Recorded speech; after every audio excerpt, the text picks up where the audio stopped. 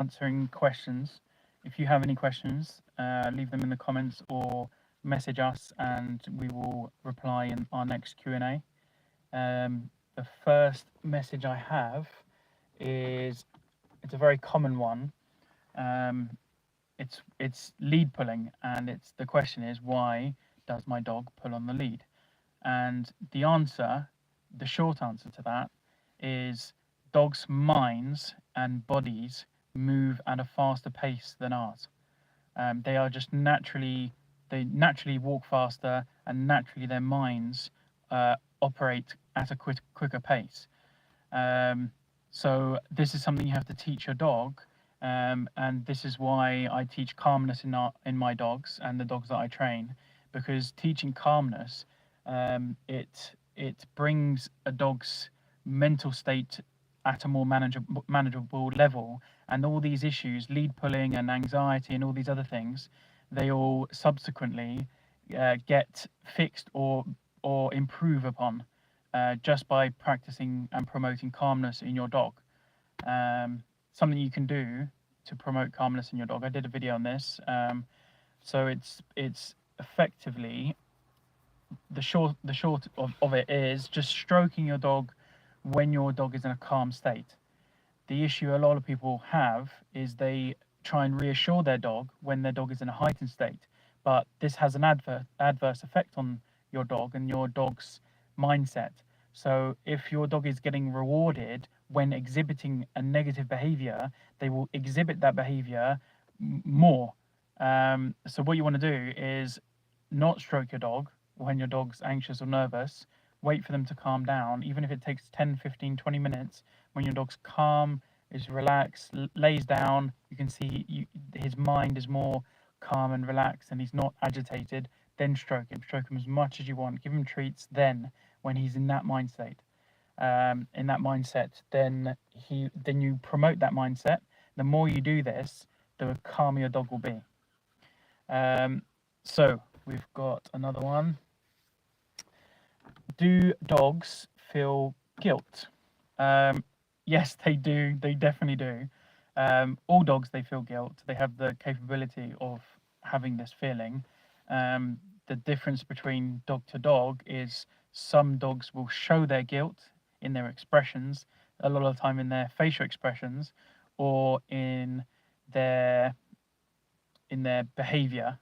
You can see they're sad, or they've chewed something, they've known they've done wrong, so they feel guilty, and there's tons of funny videos on these things. And I watched one with a Labrador recently, and there was two of them, and one of them chewed something, and the owner came and said, "Who did this?" And then one of the Labradors put his paw on the other lab, and the other lab started nudging him with his nose to tell him off. So yeah, definitely dogs do feel guilt, which is quite impressive, to be honest, for an animal to have such an advanced feeling. Right, what's the next one? Next one is, why do dogs bark at doorbells? So dogs bark for different reasons, but the main reason why dogs bark is communication. Their tone and the pace of their bark means different things. So first of all, to answer this, you need to analyze your dog, because different dogs, they bark for different reasons. If you have a guard dog, it will be a more deeper tone. If you have a dog that's just being naughty, they'll have a higher pitched tone. It does vary from breed to breed, but usually that rule applies for all breeds. But the most common reason why dogs bark at doorbells is because they are not taught to self-regulate themselves and self-regulate their emotions. So what happens is, when you ring the doorbell, a dog gets excited and doesn't understand how to control that excitement. So they then bark. They do what comes natural to dogs, which is to bark. They're not only telling us that there's someone at the door, they're also because their energy levels are heightened. They then bark because that's the only way they know to release that energy that they've created themselves. So teaching a dog calmness, which I mentioned earlier, um, that's something that's key to do. You can use corrective training, but you need to be very selective when you use negative reinforcement. It's not something you can use on every dog. Um, if you use it on the wrong dog, you can mess that dog up. So be very careful and make sure you're tuning into our videos and things so you learn and understand your dog better before doing this kind of training. I get it all the time where people watch videos on how to make corrections on the lead, so then they walk their dog and they're making corrections on the lead, but then the dog's just not listening and it doesn't work, and then they say to me, why does it work when you do it, and why doesn't it work when I do it? And it's down to timing. It's key. Timing is key when you do it, and understanding your dog, because some dogs, they, for example, pull or lunge, um, as it's impulse control that they haven't been taught. So correcting them and telling them off is not going to help. You need to do impulse control training with them, and then after you've done those kind of things with them, you can then move on to more advanced things. But it's impulse control, and you need to correct impulse control, and it can be corrected in different ways. It's not, you don't always make a correction on the lead or tell your dog off. It doesn't always work, and it depends on the dog. Like recently, I trained a dog, and he hasn't had best life experiences, to be brutally honest. And he wasn't, when I was walking, he stopped and he wouldn't follow me. So I pulled him a little bit, and I could see from his reaction instantly that something bad had happened to him in his life.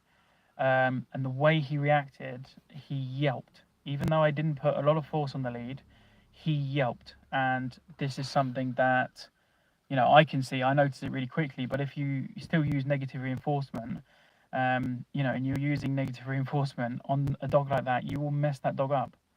So you have to be very careful when using negative reinforcement. And the same goes for positive only training.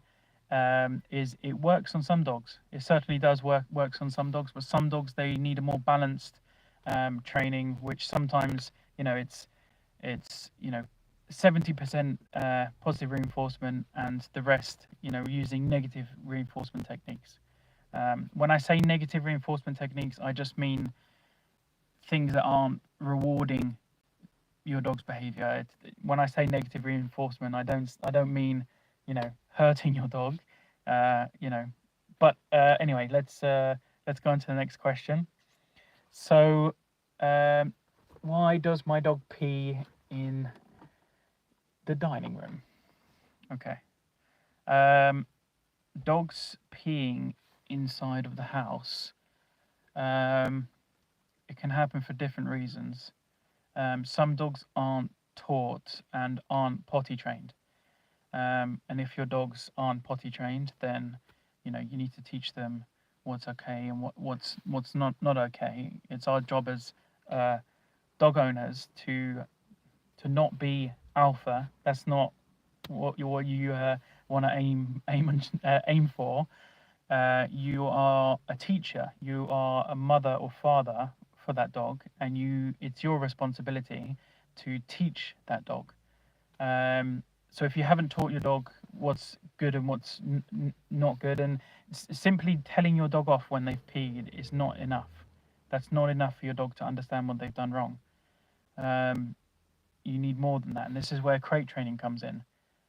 Crate training a dog will help a dog to regulate its times it wees and poos, and having set times to go outside to wee and poo is so important.